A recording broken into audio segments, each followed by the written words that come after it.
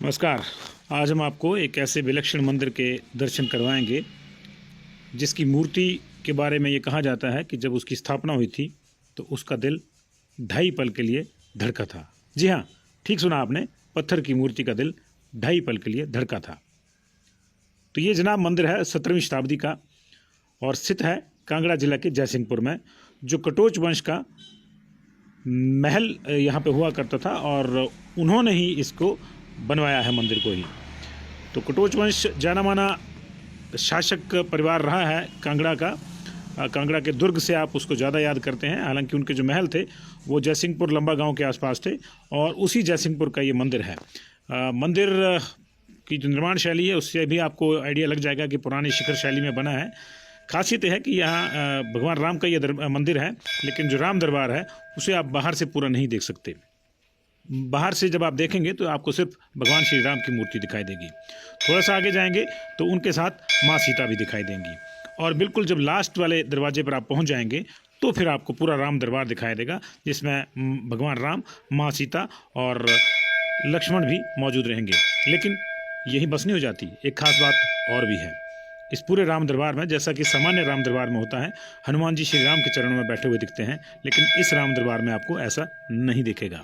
बल्कि एक और अद्भुत तस्वीर इस मंदिर के साथ जुड़ी हुई है, वो ये है कि यहाँ बजरंगबली जी गरुड़ रूप में बैठे हुए हैं। जी हाँ, आपने ठीक सुना, गरुड़ रूप में बैठे हुए हैं। हालांकि भगवान राम को भी विष्णु का ही अवतार माना जाता है, लेकिन पूरे भारत में अन्यत्र ऐसा मंदिर नहीं है जहाँ भगवान श्री राम जी के चरणों की बजाय उनके मंदिर के बाहर बजरंगबली जी गरुड़ रूप में बैठे हों। बिल्कुल वैसे ही जैसे भगवान शिव के मंदिर के बाहर नंदी बैठे होते हैं, बिल्कुल उसी रूप में हम आपको दिखाएंगे आगे चलकर। फिलहाल आप विग्रह के दर्शन कीजिए। देखिए भगवान सिया राम जी की मूर्ति, माता सीता साथ में, लक्ष्मण साथ में। ये प्रस्तर की मूर्ति है जी।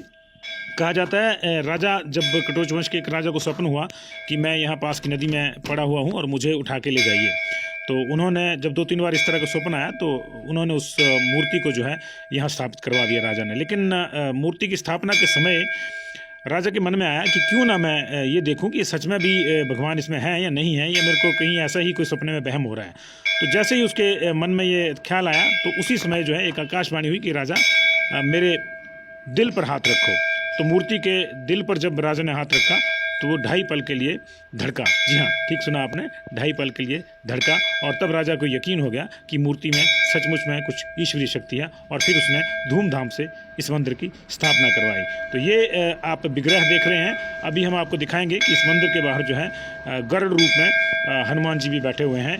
ये देखिए, ये गरुड़ रूप में बानर की जगह जो है पक्षी का मुख है और पंख लगे हुए हैं, लेकिन जो पोज है बैठने का वो बिल्कुल हनुमान जी का है। दूर से देखकर आप पहचान जाएंगे कि हनुमान जी हैं, लेकिन यहाँ गरुड़ रूप में है। पूरे भारत में दूसरा ऐसा कोई मंदिर फिलहाल मैंने नहीं देखा जहाँ ये गरुड़ रूप में इस तरह से बजरंगबली जो हैं भगवान राम के मंदिर के बाहर जो है अवस्थित हों। तो ये बिल्कुल वैसे ही जैसे शिव के मंदिर के बाहर नंदी होते हैं वैसे आप देख रहे हैं। और ये पुरानी निर्माण कला का एक अद्भुत नमूना, जो आज भी इतनी शताब्दियाँ बीत जाने के बाद, इतने लगभग 400 साल पुराना है ये। तो 400 साल बीत जाने के बाद भी जस का तस, इसके वैभव में कोई कमी नहीं। और समय समय पर अब स्थानीय जो संस्थाएं हैं वो इसका ख्याल रखती हैं, इसमें रंग वगैरह करवाती हैं। और भगवान राम जी के दर्शन एक बार फिर से आपको करवाते हैं हम, इससे पहले कि हम इस खबर को विराम दें।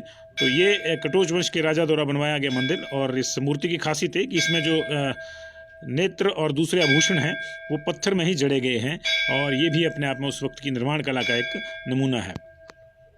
शालिग्राम के रूप में भी भगवान की ये देख रहे हैं आप, सिंहासन लगा हुआ है।